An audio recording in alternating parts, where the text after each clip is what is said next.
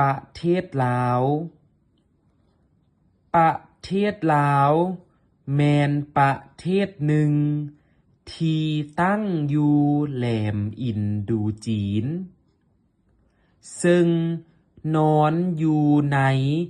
ทิศตะวันออกเฉียงใต้ของทวีปอาซีประเทศลาวมีชายแดนติดกับ5ประเทศคือไทยจีนเวียดนามกัมพูเชียและเมียนมาประเทศลาวมีอากาศร้อนสุม1 ปีมี2ฤดูคือฤดูฝนและฤดูแล้งฤดูฝน